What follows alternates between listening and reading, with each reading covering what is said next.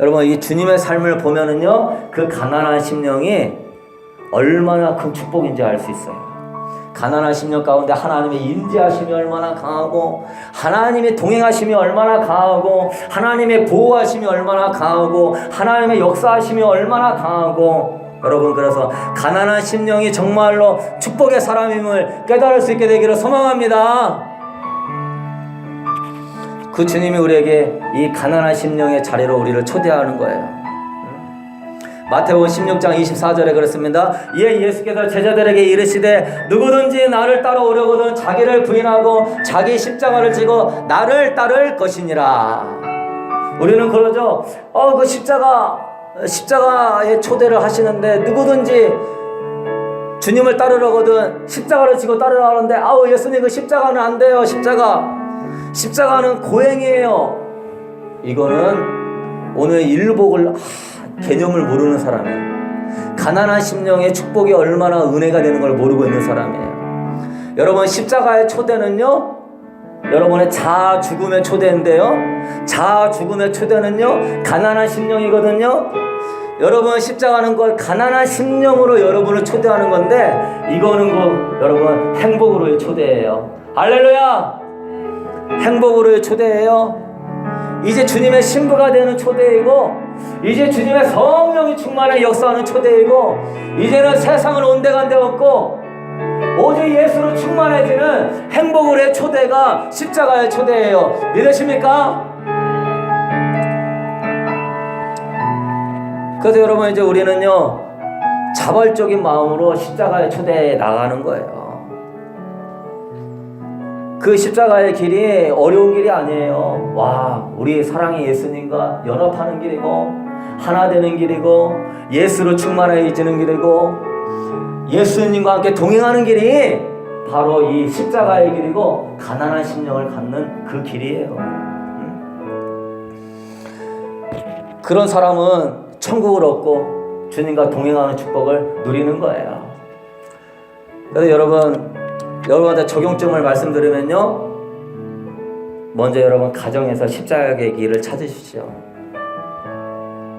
우리 남편이 나를 너무나 힘들게 해요. 우리 자녀가 나를 너무나 힘들게 해요. 우리 친척들이 나를 너무나 힘들게 해요. 그 관점이 아니라, 그걸 여러분 하나님의 가난한 심령을 갖도록 나를 자아를 부인하게 하는 길로 생각하십시오. 내가 왜 힘듭니까? 아직 자아가 살아있어서 힘든 거예요.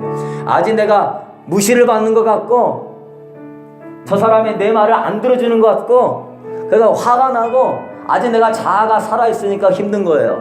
그때요, 자아가 힘들 때요, 주님, 나는 죽었어요. 주님, 내가 아직도 이런 마음을 있네요. 아직도 내가 남편에게, 아내에 대해서, 또한 자녀에 대해서 짜증이 나고 화가 나네요. 주님, 나를 십자가에 못 박아주세요. 가난한 심령 갖게 해주세요. 그러면요, 주님이 찾아오시는 거예요. 너가 그렇게 가난한 심령을 가졌으니 너는 나의 친구다. 너는 나의 신부다. 왜? 주님을 찾으니까 주님이 오시는 거예요. 힘들다고 왜 원망불평합니까? 그럼 주님은 떠나가는 거예요. 그거는 교만으로 나아가는 거예요. 힘들고 어려운 순간을 내 자아를 죽는 순간으로 삼아서 주님을 찾는 가난한 심령의 자리로 나아가잖아요. 그럼 여러분의 마음이 바뀌는 거예요.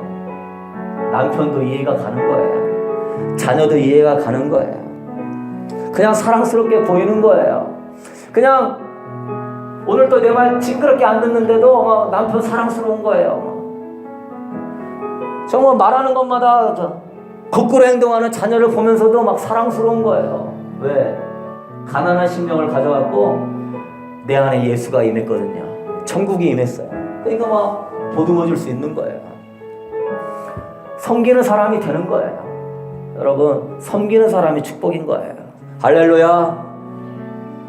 기도를 해도 나를 위해서만 기도하고 내 가족을 위해서만 기도합니까? 이 사람은 천국이 안 임해요. 천국이 안 임해요. 왜?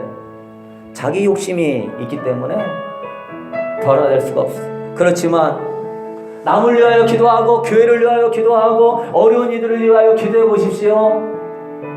그럼 내 심령이 전에는 내 것을 달라고 기도하다 보니까 내가 내 마음이 부유해지고 내가 욕심이 들어왔는데 이제는 남을 위하여서 기도하고 하나님 나라를 위하여 기도하다 보면 여러분 심령 어때져요? 가난해져요.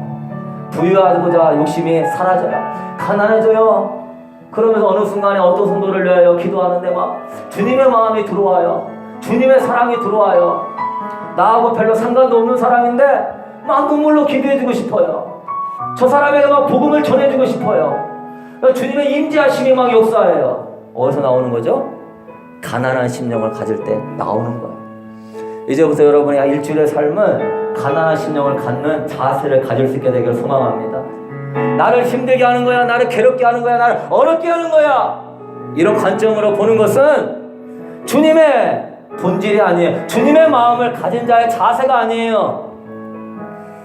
그것은 환경 앞에서 원망불평하게 하는 악한 영의 속임수예요.